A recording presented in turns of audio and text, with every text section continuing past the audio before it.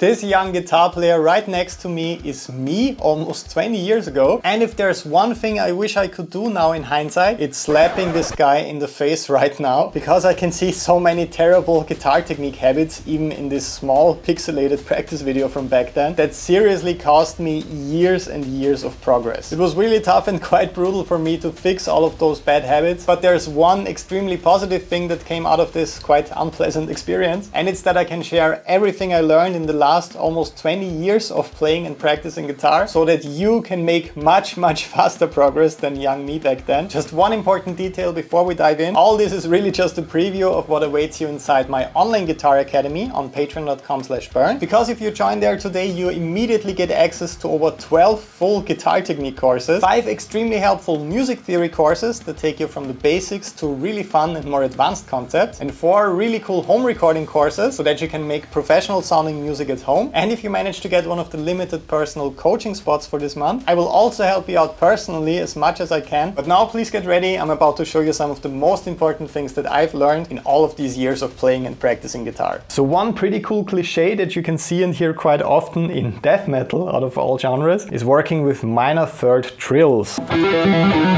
But what I'm about to show you is not only useful to you if you want to work on death metal. This is useful for absolutely all players, because the special focus right here is on the pinky finger, and I think it's safe to say all of us are the most frustrated with this finger. So for those trills, the lower note is the root note. For the first one, that was E on the 7th fret on the A string, and I'm using my pinky to play the minor third G right here. So E and G with the pinky, and this cliche most often revolves around 16th note triplets.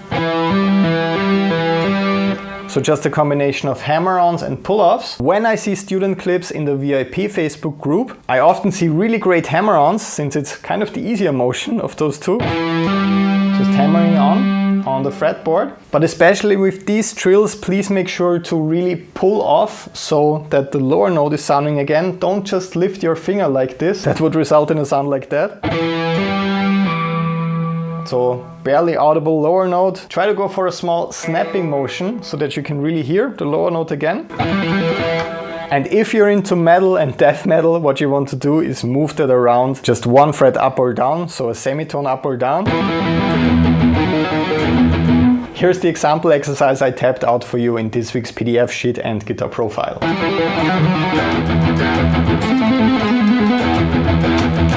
For exercise number 2, we will continue to work with trills, since those are great for finger training, for independence and for control. But instead of just working with minor thirds, so with the index finger and the pinky finger, we will work with all kinds of finger pairings so that you train all your fingers equally, and so that you use combinations you probably don't use that much in a practical context right now.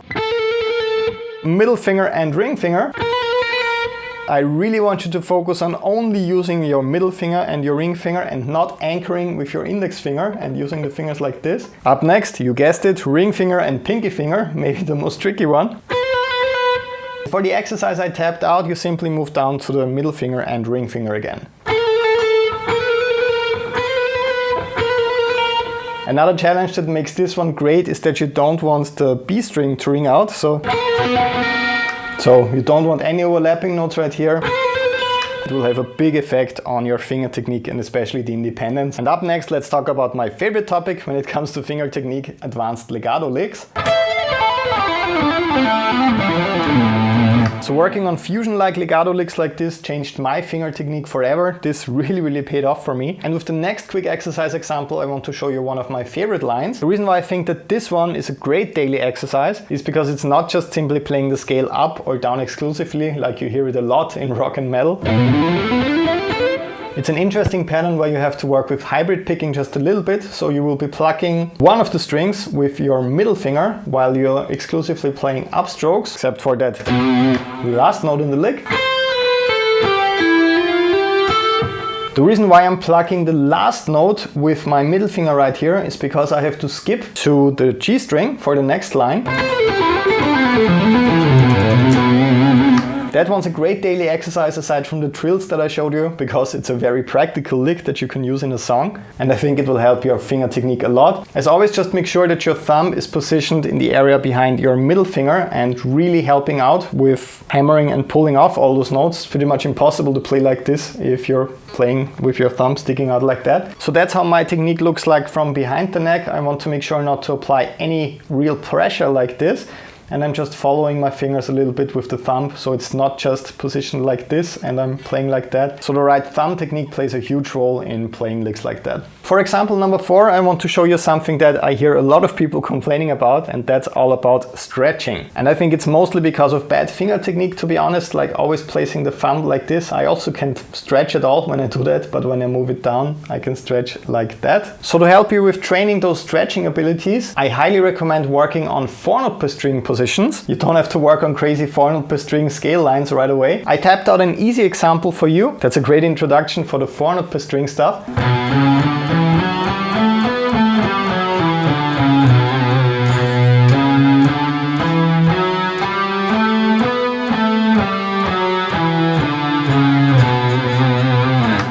So as you can see, I do have to stretch a bit to reach the notes like this, but aside from that being a great exercise for the correct thumb placement and for stretching your fingers out a bit, this will also result in tons of really cool phrasing opportunities when you're improvising or simply writing guitar solos. Because if you're a rock and metal player like me, you most likely work with 3-note per string scales a lot and you end up playing the same patterns. But as soon as you open yourself to 4-note per string lines or a combination of 3-note per string and 4-note per string lines, we'll come up with completely new ideas to phrase very fast and complicated licks. So if you play tons of 3-note per string stuff and you feel like it's getting repetitive, and if you feel like you should work on stretching your fingers a little bit more, that's a great exercise to start with all of that. And lastly, I want to show you a classic exercise that I've been revisiting. I came across this video again and gave the exercise another try, and I have to say it's really awesome. Not only because you're sweeping this one, also because you have to use your fingers in a pretty unique and weird way. And this has been in my practice routine as a warm-up in the last couple of days, and I really feel like I can individually control and feel my fingers after doing that for a couple of minutes.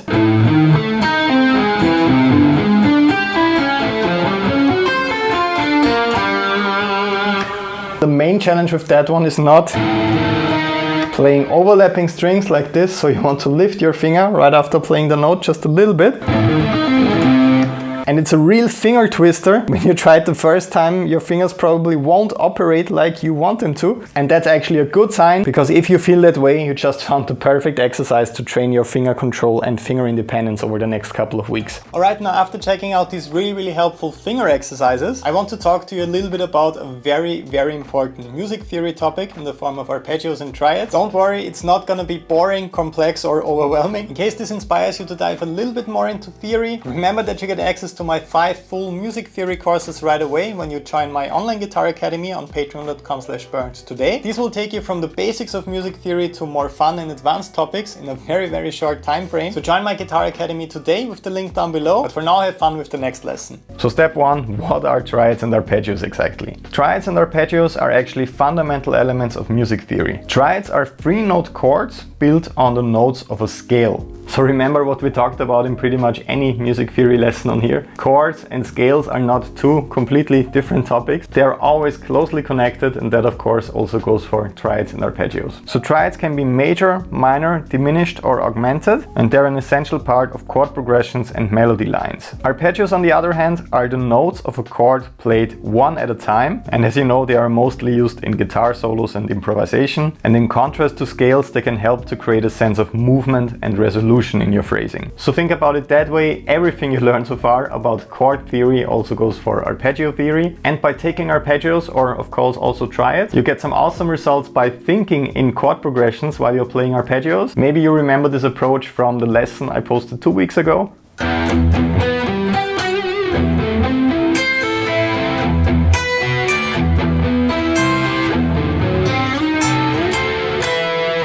In In this one I showed you how to create arpeggio progressions, so to say, by using what you know about chord progressions and just applying that to arpeggios. But you're actually here today to learn how to visualize that all across the neck easily. To do that, you just have to understand a couple of basic things. One of the absolute most important ones is the concept of intervals. So an interval is the distance between two notes, and of course it determines the sound of a chord or melody, or arpeggio or triad in our case today. The most common intervals in music are the major third and the minor third, defining the sound of a major chord or minor chord. And of course, you guessed it, the perfect fifth, essentially the power chord. Let's take the note A as a reference on the 5th fret on the low E string. So to play a major third interval, we would play the root A and the major third C sharp. And that already has the sound of a major chord, right? And to play a minor third interval, we would play the root A on the 5th fret on the low E string once again, and C on the 3rd fret on the A string. That's a minor third interval, and the perfect fifth once again A, and then E on the 7th fret on the A string. There you have your power chord or perfect fifth.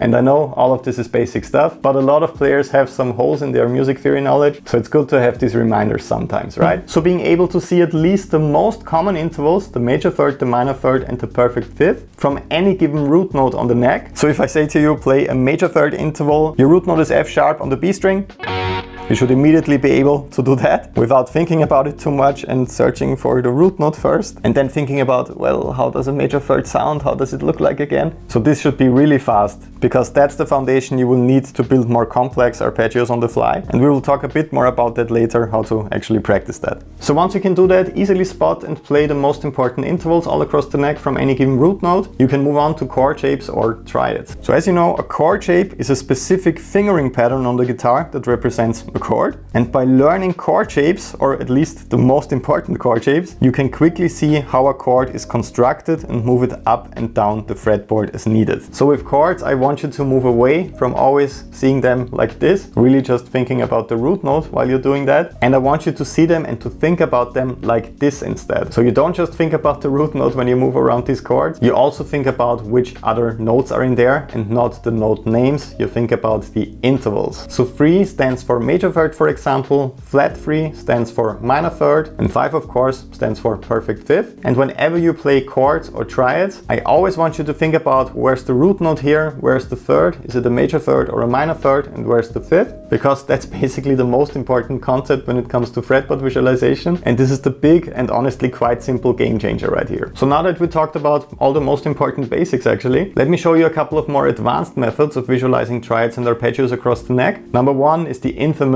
caged system. I'm sure you've heard or read that name before somewhere, but a lot of players don't exactly know what that is. So the caged system is a method of organizing chord shapes on the guitar, and as the name suggests, it is based on the 5 open chord positions C, A, G, E and D. By learning the 5 chord shapes associated with each of these chords, you can easily move up and down the fretboard and play any chord that you need on the fly. And you guessed it, those chords are a great starting point for building triads and arpeggios, because everything you learn about chord theory also goes for arpeggios. I actually made an in-depth video about the caged system with all kinds of graphics. I don't think I can explain it better than that, so in case you missed it, make sure to check it out. Not all players use this visualization method, and there are some downsides concerning that, but trust me, it definitely does not hurt to understand how this works, and you will definitely find some form of applying that to your guitar solos and improvised takes. So if you never spend time on it, please do that today, you won't regret it. Advanced visualization method number 2, work with inversions. So triad inversions, that sounds like a really scary combination of words, but it's not that bad, it's just simply about different ways of arranging the same 3 notes. Because a big mistake that all guitar players make once they get into arpeggios especially, is just always playing them from the root note, then moving to the 3rd and to the 5th. So even when they can visualize the fretboard better, they always end up sounding like this.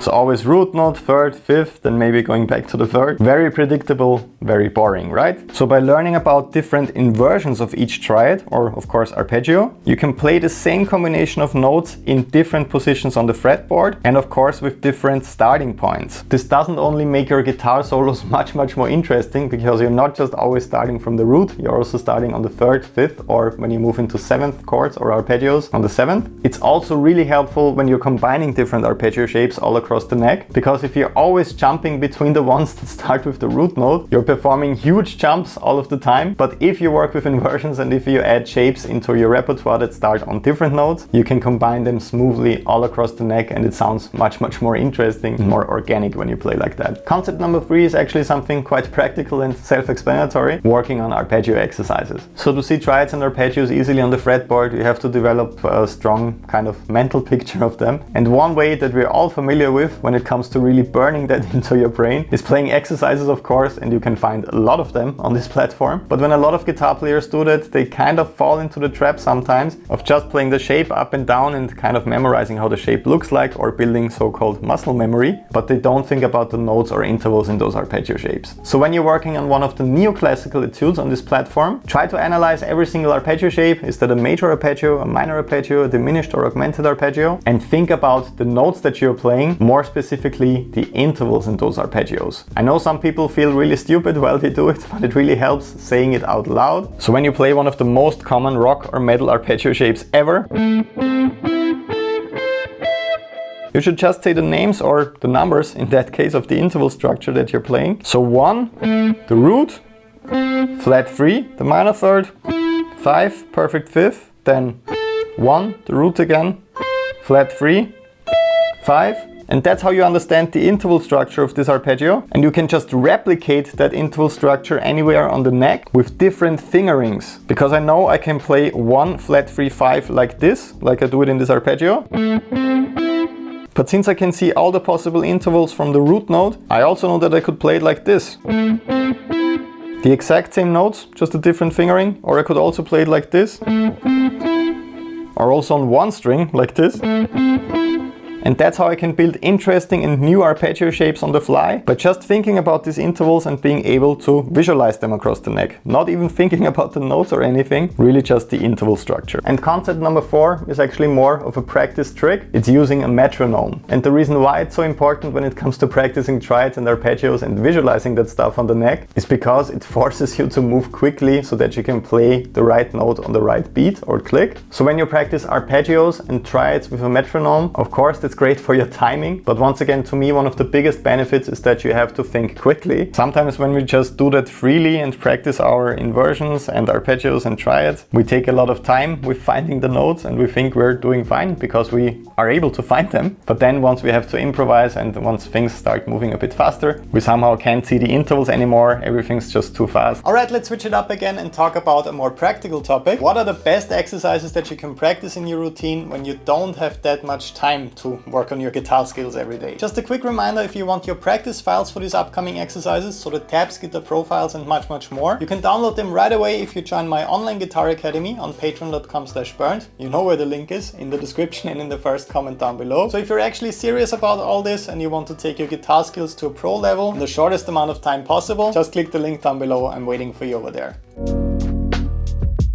So one of the best and easiest picking exercises ever that I use on a regular basis to quickly warm up my wrist motion is actually super simple, and a lot of metal players really struggle with this one. Almost every metal player I showed this one to. Concerning the fretting hand, you're just playing octave intervals. So just like the full power chord consisting of the root, perfect fifth and octave, but you're not playing the perfect fifth, just the octave like this. And you're actually blocking the string in the middle with your index finger, so that it's muted, so that you only hear the same note twice, C in this case. You're playing 2 strokes for the lower note, then you're skipping a string, you play 2 strokes for the higher note, and you go back and forth like that.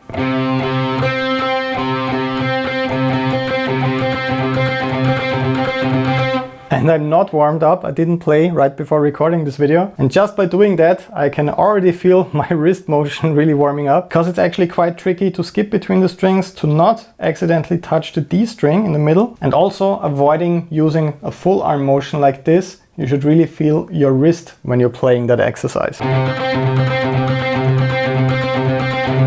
If you have a guitar sitting on your lap right now, just pause the video quickly and give this a try. If you can play it effortlessly at the tempo that I just played it at, you have a really good and controlled wrist motion, so that's a great thing. If you're struggling a bit with that, so if you don't feel fully in control, if you have a lot of string noise, if you're touching the string in between, or if it just feels stiff and weird, you have some work to do. But don't worry, this is perfectly normal, and it's actually a great test to see where you're at with developing a wrist motion like this. So if you just have a couple of minutes to work on your picking motion or to warm up, just grab a metronome, let it count quarter notes for you. You're playing eighth notes, so 2 strokes for every click, and you can either just work in one section of the fretboard with 1 octave interval,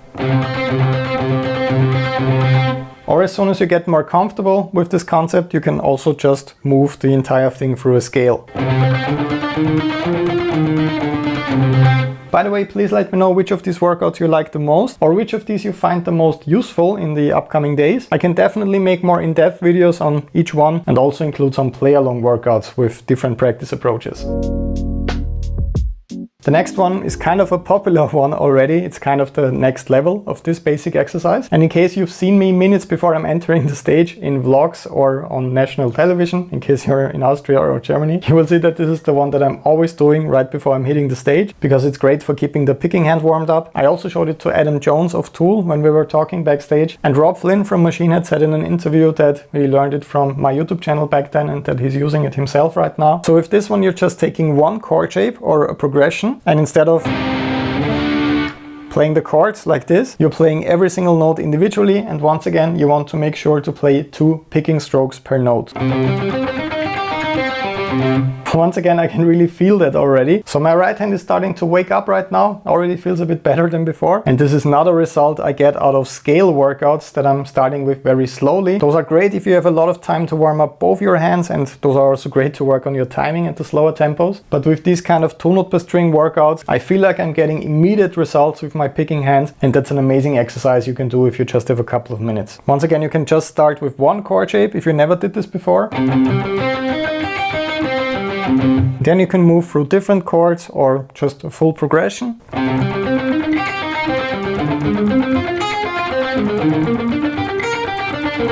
A really cool and effective workout.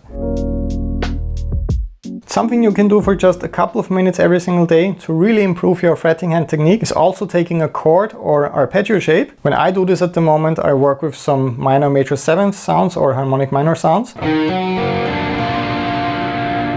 Simply because that shape is great to keep your fingers on the fretboard and it's easy to memorize, and it also kind of sounds cool. And instead of playing this as a chord as I just did, or as a basic arpeggio, I'm separating the notes, so I'm playing them individually, but I want to keep my fingers as close to the fretboard as humanly possible.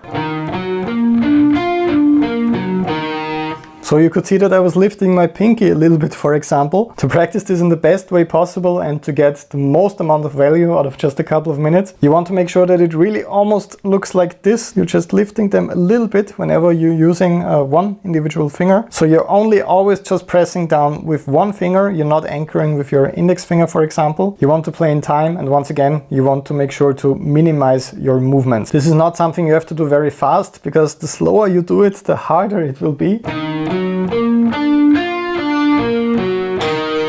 I can already feel my fingers warming up after just doing that a couple of times. So I feel like this is not only great to reduce the size of your motions and to work on your economy of motion, it's also a great warm-up with immediate benefits.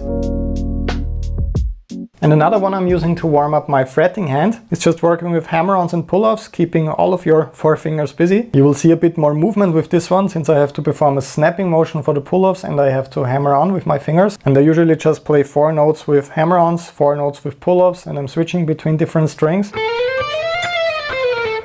I focus on keeping equal dynamics, so I want all of these notes to sound exactly the same. Doesn't matter if it's a hammer-on or a pull-off or if it's a picked note at the start. And that's actually the hardest thing for me, aside from the note spacing, to really make those notes merge together to sound as fluid as possible.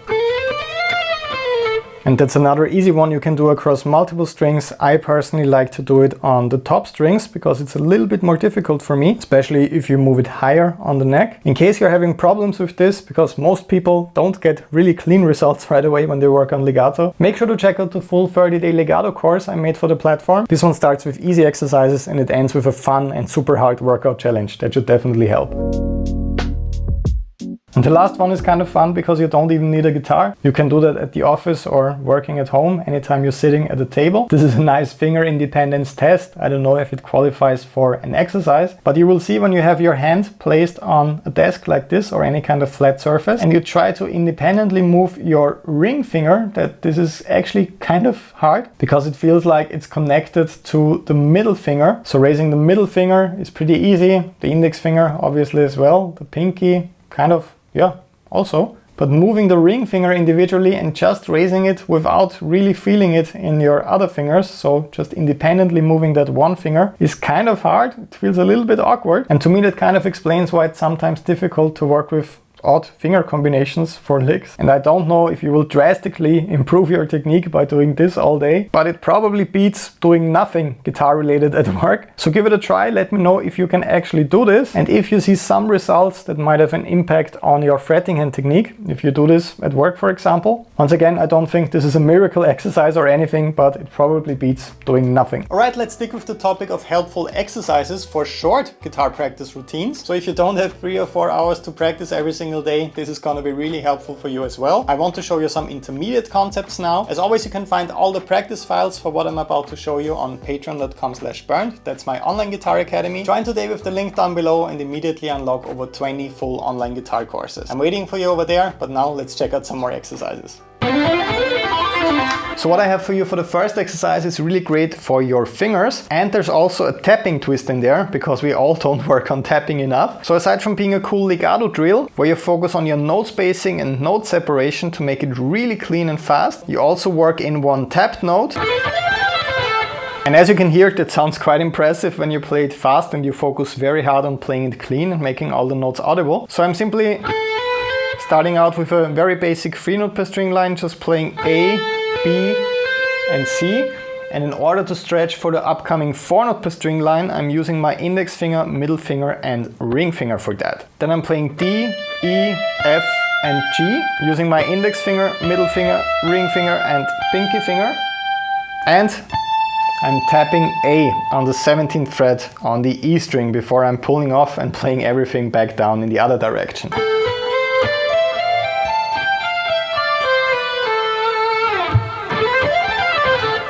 So the reason why this is a great exercise for short practice routines is because my fretting hand already feels warmed up just playing it a couple of times for you right now, because you have to really focus on making every note audible, so clean hammer-ons and pull-offs. It's also a little bit harder to do that on the higher strings. And I also love that there's a tapping twist in there because, as I mentioned, we all don't work on tapping enough. And for the exercise I tapped out for you today, I'm moving it to a new position. So this is a pattern that you can move through different scales, of course. You're always starting with a 3-note per string shape and then you're extending it to 4 notes per string, actually 5 notes per string with the tapped note included. So when you practice this exercise, I'd recommend learning the first pattern and then the second one before you start combining them. That's pretty advanced, but you will get great value out of practicing it even just for a couple of minutes. I feel really warmed up already. Now for exercise number 2, of course you want to work on some alternate picking, even if you don't have that much time to practice. And we often talked about the picking angles and switching between them. And in my opinion, if you don't have that much time to work on alternate picking, you should work on something that's quite challenging, a lick where you have to use both picking angles. You start out with a picking angle where the pick is moving away from the guitar like this, so not like that, like this. Because you're playing a note on the G string and you want to escape that space between the G and the B string. After the downstroke, that would be the correct angle, so not like this, like that. But with the upstroke right here, you have to turn around the picking angle so that your pick can escape from in between the strings after the upstroke, and you land the next downstroke again where you have to use this picking angle. I will try to play it very slow and really over exaggerate those movements so that you can see what's happening here.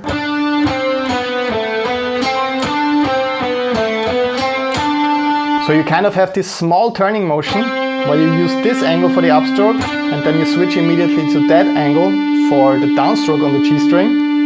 Of course, these motions are really small when you do it very fast, but I still can feel it a little bit when I'm playing at this tempo. So for me, this basic exercise routine that I tapped out, where you're just working with this pattern in a couple of different positions, is a great choice if you don't have a lot of time to work on alternate picking, because you need both of these angles. You need to work on your string transitions.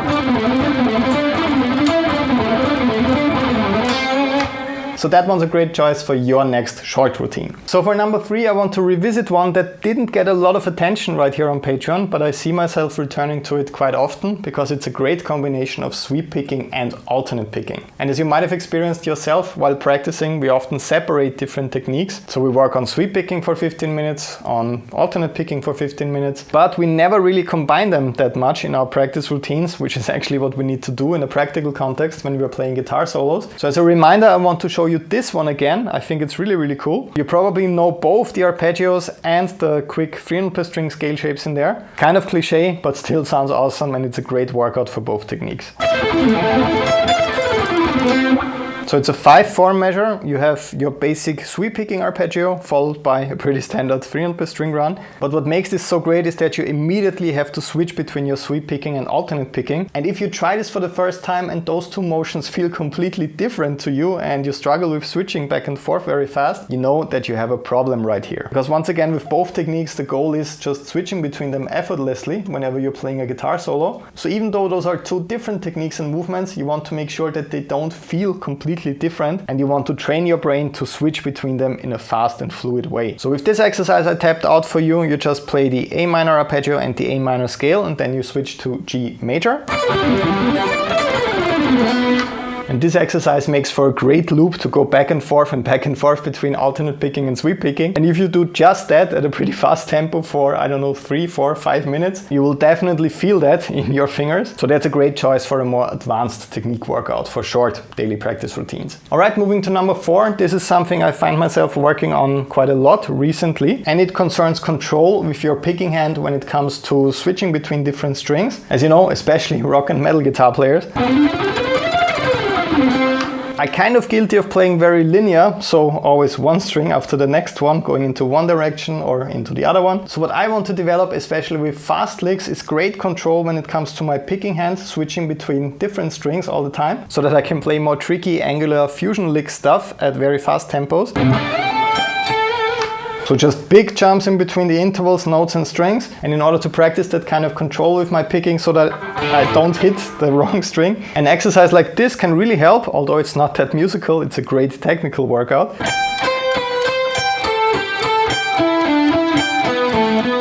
The gap gets wider every single time, and I still want to make sure to return to the right string and not hit all the strings in between. So for the exercise I tapped out for you, you can try something like this, where you just change the pattern and the fingers a little bit.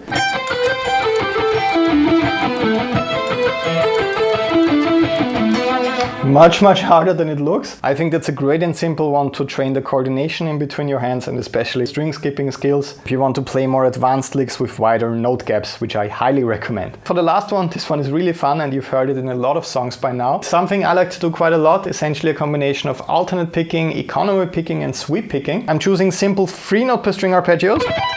And instead of just working with sweep picking or just with alternate picking, I'm playing the first note with kind of a tremolo picking approach before going into sweep picking, descending in the arpeggio shape, and then I go right back up.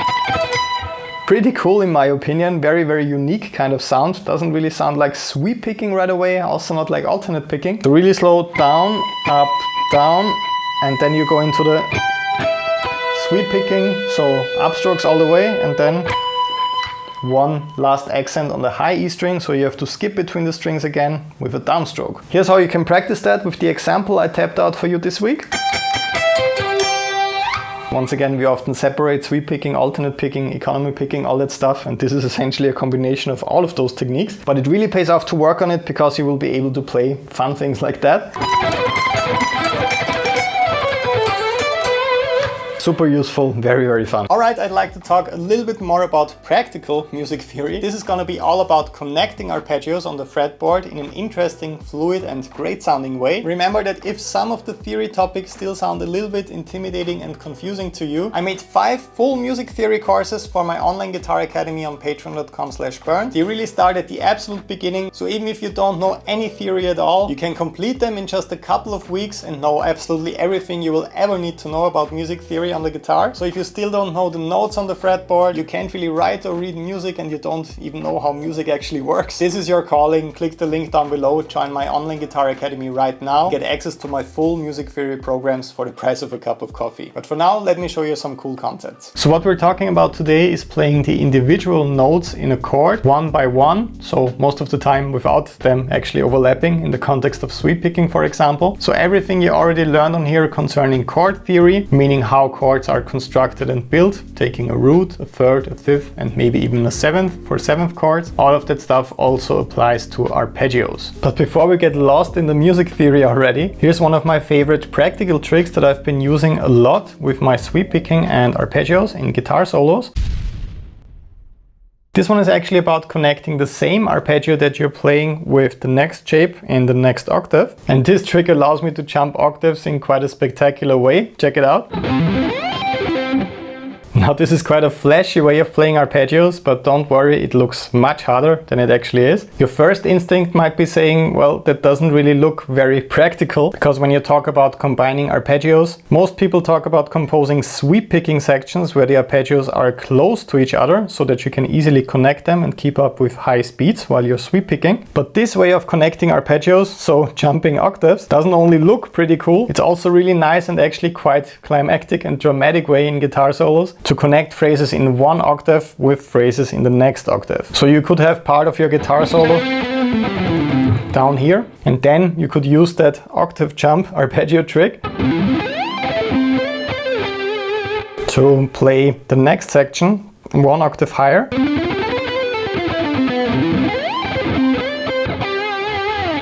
So as you can hear, that sounds really crazy, and a lick like this would be pretty great to end a guitar solo. And by using this arpeggio trick, it simply sounds a little bit more elegant than just playing a phrase down here and then a phrase up here. So here's how I'm doing this really slow. So first of all, this is a C major arpeggio shape consisting of the notes C, E and G, just repeated over and over again. And as you could see, I have to roll my middle finger for this shape. So C, 3rd fret on the A string, hammer on to E on the 7th fret, also on the A string, G, 5th fret on the D string, and then for the next notes I'm just rolling my finger like this to separate them. I don't want it to sound like this. So I want to make sure to separate all the notes, and when it gets really fast, it can also help out a lot to just mute a little bit with the picking hand, so palm muting. Like that, for example, so a mix of finger rolling and muting a bit. I also like the sound of that a lot because it's a bit percussive and you can hear all the notes in the arpeggio. So just ascending through that. And then, when I land on G right here, on the 3rd fret, on the E string, I can just slide up into the next octave. And that's really all there is to it, because the shape looks exactly the same one octave higher. You just have to come up with some sort of pattern to fluidly combine those two positions, like this for example. Of course, then you can also combine multiple arpeggios by sliding up and down like this. It's really just a matter of practice, and I think it's a pretty cool trick to add some drama to your solos, to the climax of solos. Give it a try, let me know what you think. The next trick that's all about connecting arpeggios across the neck is something you might be familiar with already. I want to talk a little bit about symmetrical, diminished and augmented arpeggios. So I use a lot of diminished arpeggios in my music because I like to use them over dominant 7th chords. You can hear that in songs like Waterworks, Fireworks, and yeah, pretty much all of my other songs, I guess. So I often use dominant 7th chords, chord on the 5th scale degree before playing the tonic chord on the 1st scale degree. As you know, that just introduces a bit of tension.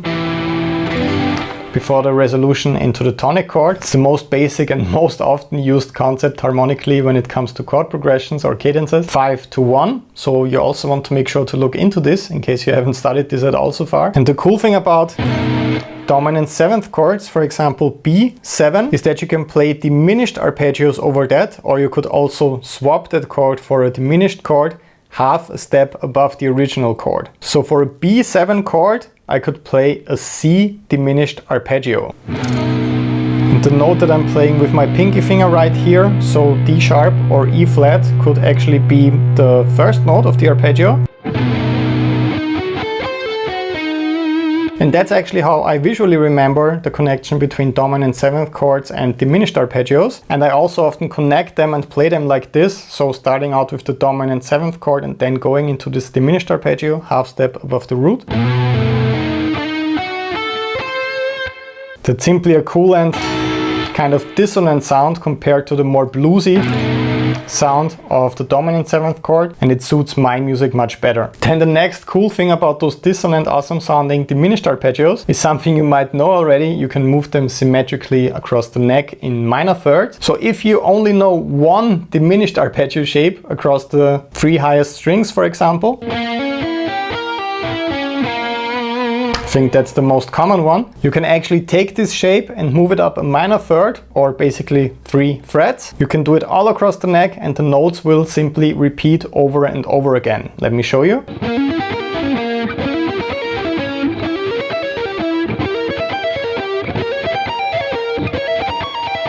And so on. So it's always the exact same shape. I just move it up a minor third, or I could also move it down a minor third each time. And the notes in it are exactly the same, just in a different order every time I'm playing it. So next time you see a dominant 7th chord and you want to play a diminished line over it, just pick a diminished arpeggio 1/2 step above the root of that original dominant 7th chord and try a symmetrical pattern like this.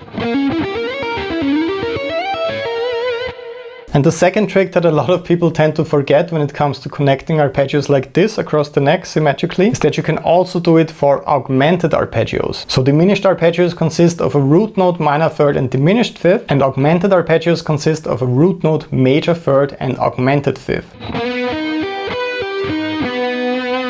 As you can hear, augmented arpeggios also sound really cool and dissonant. And again, you could just learn one shape like this and then move it across the neck, but this time not in minor thirds, in major thirds. So 1 fret more when you move them.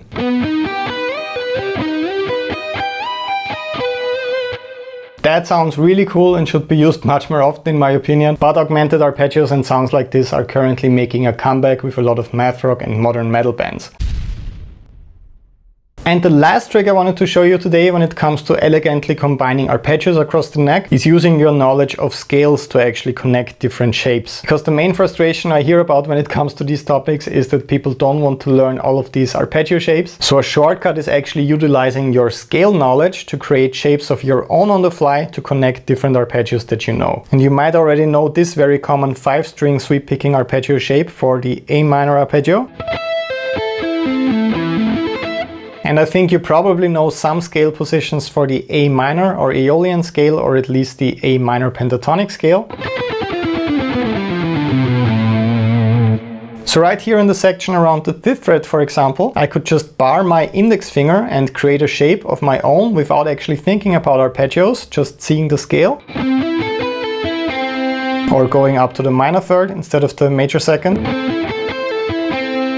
Or a different option when I just look at the scale right here, maybe even just the pentatonic scale. And by seeing small arpeggio shapes like this on the fly in different scale boxes and positions, and combining that with some of the traditional sweep picking arpeggios that you might know that mostly cover 5 strings, and then also using the octave trick that I showed you, so simply moving between shapes by jumping between octaves, you can come up with really cool connected arpeggio lines like that.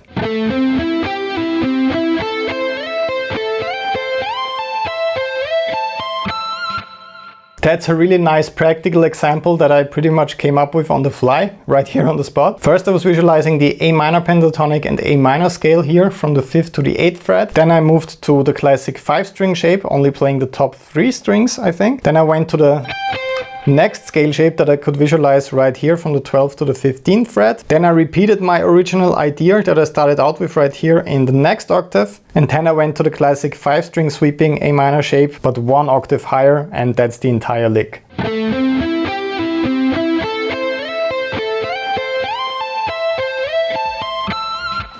Alright, now I want to show you something that's not really talked about a lot. What's the fastest and easiest way of transcribing music as a guitar player? I want to show you some of my tricks and how I do it for these videos you see here on YouTube, but also for my music so that I never forget my parts. Just a quick reminder, of course, you get all the transcriptions of everything I ever talked about on this channel in my online guitar academy on patreon.com/Bernd. You don't only get PDF tab sheets of all the exercises and workouts, you also get backing tracks, play along videos and guitar profiles, which is the software I'm about to show you. And in that software you can make your own adjustments, you can change the tempo, modify the exercises to your liking. So join with the link down below right now to get all these amazing files. I'm waiting for you in my online guitar academy on Patreon. So now let me show you how I personally handle the topic of transcribing. So in this video I want to show you my personal tricks and my workflow when it comes to transcribing my music and also the workouts that I'm posting for you here on Patreon. And I really hope that this will help you out with transcribing your stuff faster, because when you start out with this it seems kind of overwhelming, but don't worry, it's actually quite easy. So first of all, what is Guitar Pro? Guitar Pro is actually a program that you can use for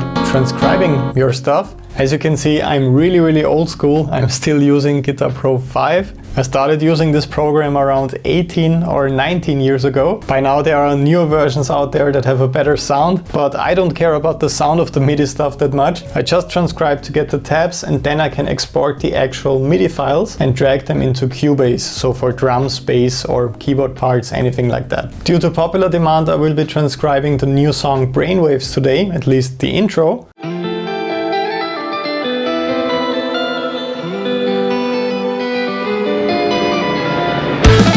And I will also attach the full tabs and guitar profiles of the entire song, because I will be sitting here for a long time today transcribing everything for you. I can't wait to hopefully hear some covers. As always, make sure to tag me in your Instagram posts or stories so that I can repost them. So first of all, I always start out with actually naming the file. In our case, it's gonna be called Brainwaves, I guess. My version is in German, so Künstler actually means artist. That's me in this case. And I usually add shred guitar community as well to the tabs, as you might have seen. That's the community we have on here on Patreon. The very first thing that we need is the tempo, and in this case I already know it. It's 133 beats per minute. Then I can also change the instrument. In my case it's gonna be a clean electric guitar for the intro. And when I'm transcribing my stuff, I usually have my guitar just to have a reference and to actually play the parts. So the first measure I want to transcribe sounds like this.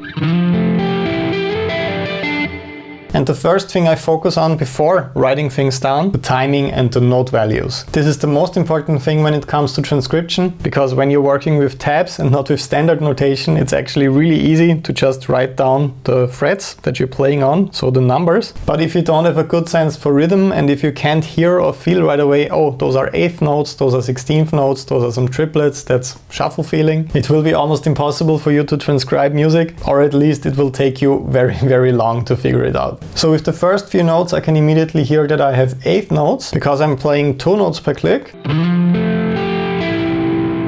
So simple enough. And as you could hear, I'm starting with a slide, but before I'm actually writing down any of the articulations, so slide, vibrato, bendings, anything like that, I'm just writing down the absolute basics. So in this case, that's the chord shape that I'm playing. So F, A, G and E. And then usually before I add any articulation or dynamics, I finish transcribing the entire measure. So as you can hear, something is changing here rhythmically. I'm playing triplets now. So not just 2 notes per click, so 1, 2, 1, 2, or 1, 2, 3, 4. 3 notes per click, 1, 2, 3, 1, 2, 3. So I'm selecting the triplets here. Those are gonna be 8th note triplets, because I have 3 notes per click. So first I'm tapping here on the 12th fret, then I'm sliding up, then I'm pulling off. Then there's another pull off to D, then I'm tapping D once again and pulling off to D. That sounds correct to me so far. And as you can see, Guitar Pro actually gives me feedback and tells me that this measure is completed. So I filled it with all the notes I can fill it with. If I would add one more triplet, for example, the measure turns red, basically letting me know that there's something wrong in there. There are too many notes. So when you're just starting out and you're not quite sure, when you have a measure that has a lot of note values in there, 16th notes, 16th note triplets, 8th notes and so on, it's great to get some feedback from this program, and it really helps with figuring this stuff out. So now that I correctly transcribed my first measure, I can start adding anything I want, really, all the articulations, dynamics. So I'm starting out with a slide, so I'm sliding into the first note. Then I could also choose let ring, because those notes are actually overlapping. So I'm not just playing, I'm actually letting those notes overlap. Another way of doing this and of getting this result is actually just pressing L on the keyboard. As you can see, that's also a way of making the notes overlap like this. But if you take a look at the standard notation right here, that often gets a little bit complicated to read, and some people do like to read in standard notation. So I think that's mostly the better option. Then I'm tapping on the 12th fret. So I select this, the T, that stands for tapping. And then I'm actually sliding up with my tapping finger to the 14th fret. Then I'm pulling off, and the keyboard shortcut for that is H. Just like this, but you can also just go down here and select the hammer-on pull-off icon, just like that. Then I'm actually pulling off again. Then I'm tapping on the 19th fret, and I'm pulling off again. So that already turned out kind of complex because the intro just features a lot of crazy stuff. But I think it's really important to go into those details when you're transcribing. It makes it much easier for you to go back 6 months later and to actually remember how you played that stuff. And of course, I also do that for pretty much all the tabs and guitar profiles that I'm sharing with you guys and girls, to make it easy for you to actually learn all of those things and how to play the workouts and the songs. And then one more thing that you can add, if you want to be really professional about it, that always makes things a bit easier, is the up and downstroke placement. So for this first chord shape, I think I mostly played just with alternate picking across the different strings. So down, up, and those are actually all the picking strokes in there because I'm working with tapping for the rest of the lick. Now let's also do the next measure. So similar concept, and if your ears are well trained for rhythm already, you could hear that I'm only working with one note value right here. So I'm not switching to 16th notes or to triplets or anything like that. I'm just playing 8th notes, which is always easy to transcribe. So I can literally just go for the frets if I'm working with tabs. So that's it already. Sounds correct to me. Then I'm adding all the details. So first of all, I have a pull-off right here. Then I'm tapping this note, sliding down, and then pulling off again. I let those notes overlap, and the picking pattern is the same once again. I'm going for alternate picking. And then to keep things organized and easy to read, it's really important for me to do this right now. So that icon here, this essentially allows you to finish that first line, and then you continue transcribing below. And as you can see, those first two measures are easily readable, and it's much better than just cramming in as much information as possible in just one line. As you can see, I just copied and pasted the first two measures, and it starts to look really, really messy, hard to read, lots of information in a tiny space. So I always make sure to just separate those parts. All right, so let's finish the intro while we're at it. So right here I'm switching between two different note values once again. First 8th notes, then I'm switching to triplets, like that. Let's listen to this. I think in the original recording I'm starting with a slide once again. Then these notes are overlapping. Then I'm actually hammering on, pulling off once again, and then tapping and also pulling off. And the picking pattern is a little bit different. For some reason it feels a bit more satisfying to go with 2 downstrokes right here. I think that's how I mostly play it. And for the next part I just move up to a diminished pattern and also work with some tapping. So 2 note values once again. I'm starting with 8th notes, but then I'm going to 16th notes instead of triplets. And I'm essentially just mirroring the same shape, a minor third up. Exactly. Once again, those notes are overlapping at the start, and I'm tapping the first notes right here, and I'm always pulling off. I'm using H, the shortcut. And for some reason, I'm playing those first eighth notes with downstrokes exclusively, so kind of with a sweep picking approach that somehow feels and sounds more satisfying to me. All right, and of course I make sure to end the line right here so that it stays organized.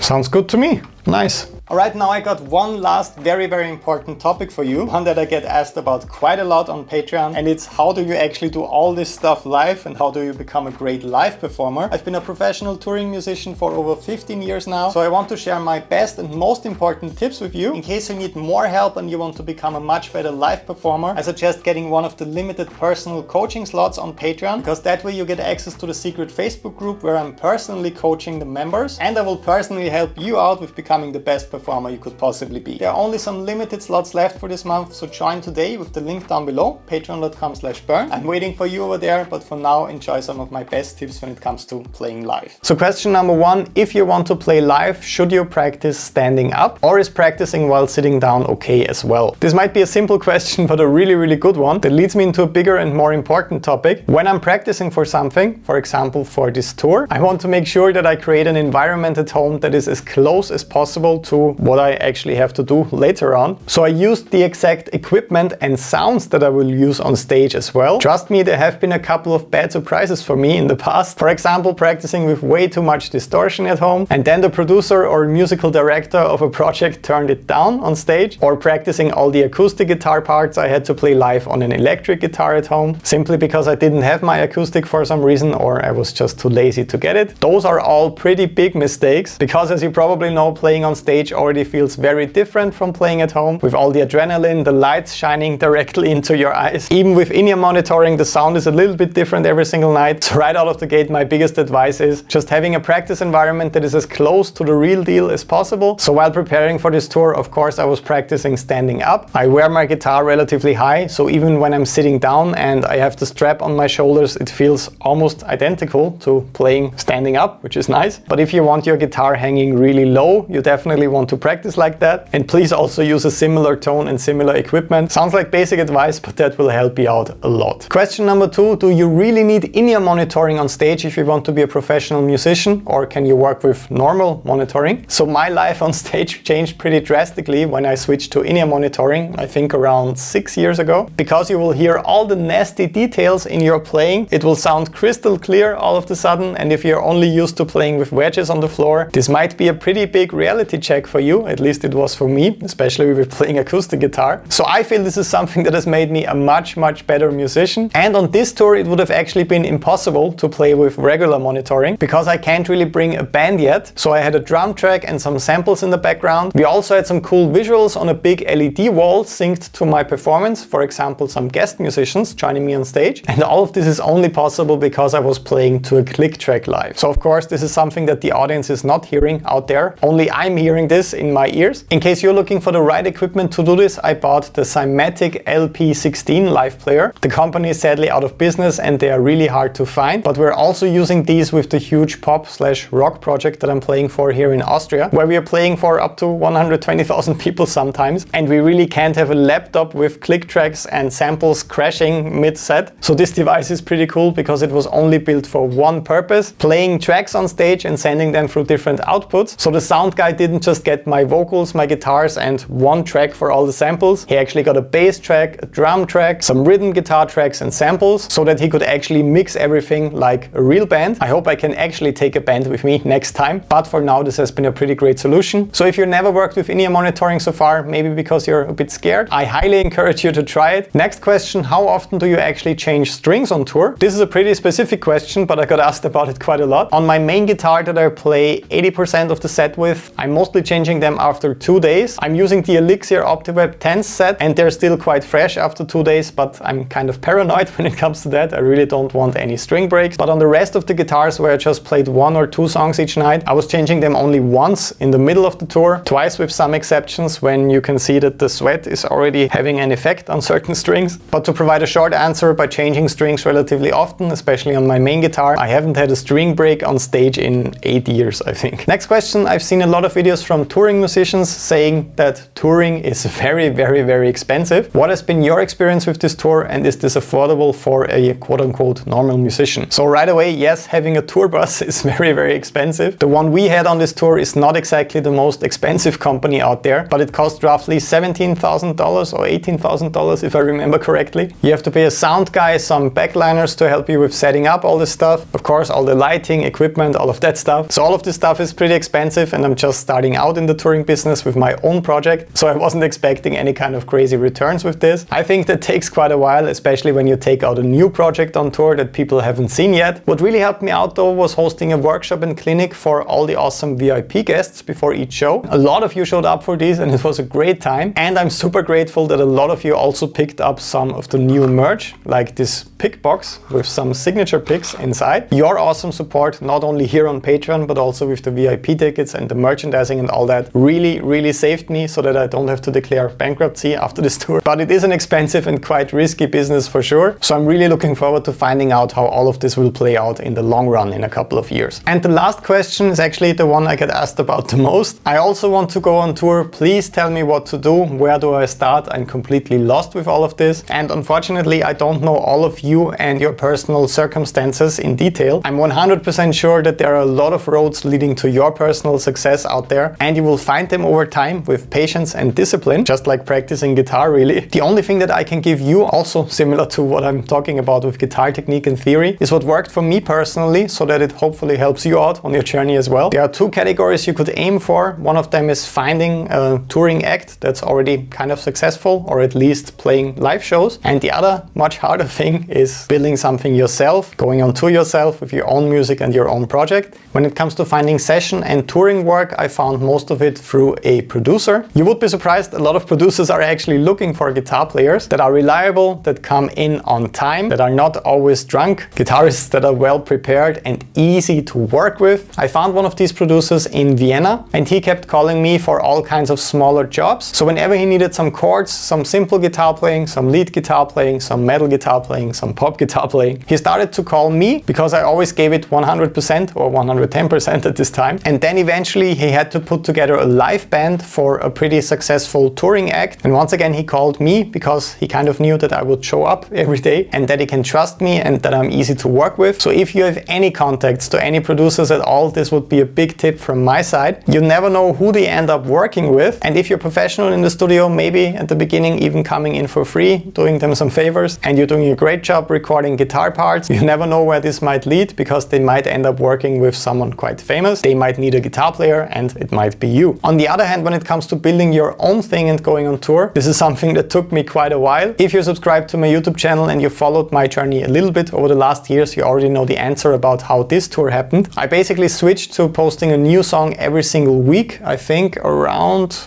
a year ago almost now. I had some quote-unquote viral songs like Waterworks or Farewell recently. Through that I created a bit of a demand for people to hear that live, because a lot of people listen to that stuff on Spotify. I'm between 180,000 and 200,000 monthly listeners at the moment. Of course the goal is 1 million for next year. Let's see if we can make it happen. So I basically just used all the tools that I could learn about, like YouTube, Instagram, TikTok, all of these social media platforms, to somehow build a following around my guitar playing and my music. And through doing that quite a lot, I really posting a new song every single week. At this point it was enough to go on my very first headlining tour through Europe. I got really hooked playing this music for you live, so we're already working on the next tour for next year. I know that a lot of you are from the US and I want to come there as soon as possible as well. But to sum it up, my biggest advice would be using all the tools you have now in this digital world. I don't really think it works, or I haven't really seen it work out for a lot of bands that are surrounding me, to just go out and play bars all the time, hoping for some kind of manager or important person to be in the audience one day, offering you a record deal or some support slots or a huge tour. I don't think that's how the business works nowadays anymore. So I'd encourage you to be creative, to post some crazy videos that will get you some attention around your music, and I'm quite sure that you can make it happen. Alright my friend, you made it all the way to the end of this video. I'm very proud of you. Don't forget to join my online guitar academy on patreon.com/Bernd today with the link down below. As mentioned at the start of the video, you get immediate access to 12 guitar technique courses, 5 awesome music theory courses, and 4 home recording courses, in addition to over 300 lessons by now. And there are also a few personal coaching slots left for this month. So join today with the link down below. Thanks so much for watching. See you in the next video. Have an awesome day. Bye bye.